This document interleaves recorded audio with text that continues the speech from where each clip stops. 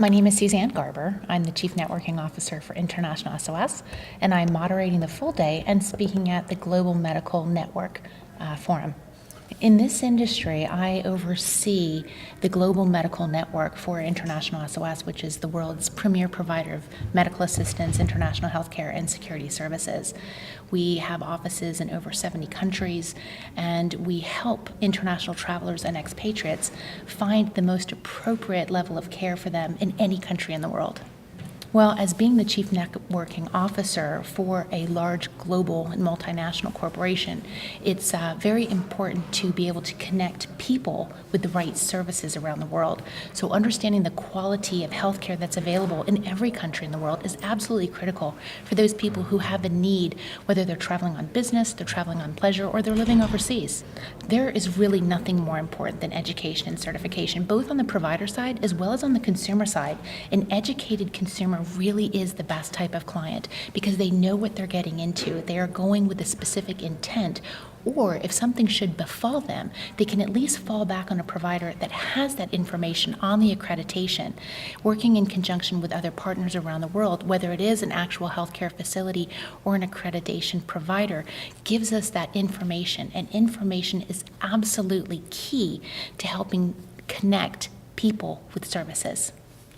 The caliber of education at this event is phenomenal. I actually came on Saturday to attend the Women's Leadership Summit, and I walked away with 30 very close girlfriends who are mega powerful women, very intelligent, very articulated, very accomplished in their fields.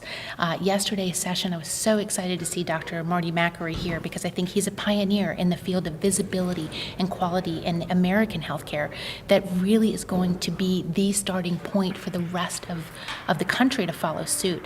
I'm excited about the sessions today. Tomorrow, of course, is my full track, and I think the quality of speakers in that track is phenomenal as well. So it really couldn't be a more fabulous cadre of speakers.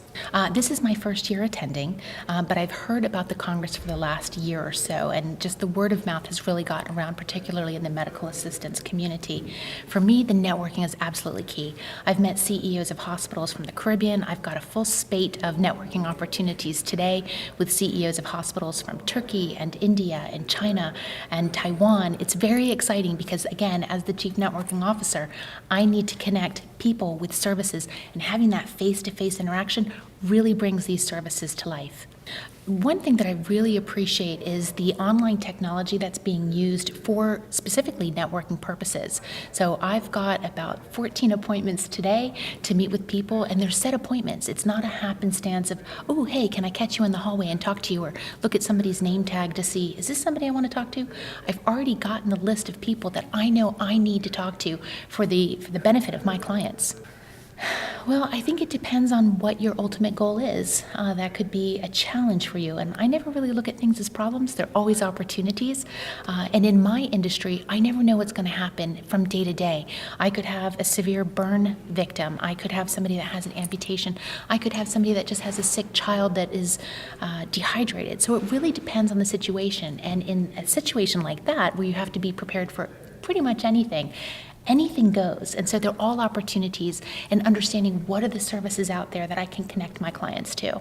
When developing networks that are so different from each other, I really need to start with the client in mind first. So when I look at my entire portfolio of clients, and I've got corporate clients, I've got clients in the energy industry, I've got students who study abroad, I've got leisure travelers, I've got people who are just on business travel for whatever industry they have, it's going to be a mixed bag of what that need is.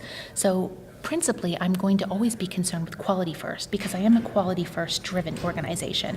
I want to make sure that some of these providers meet the basic elements of what I'm looking for. Do they have the right sanitation? Are they accredited by an internationally reputable organization? Do they speak English? Do they accept insurance? And if so, what kind? Do they demand cash up front? These are all considerations that go into my thinking and my developing of a medical network.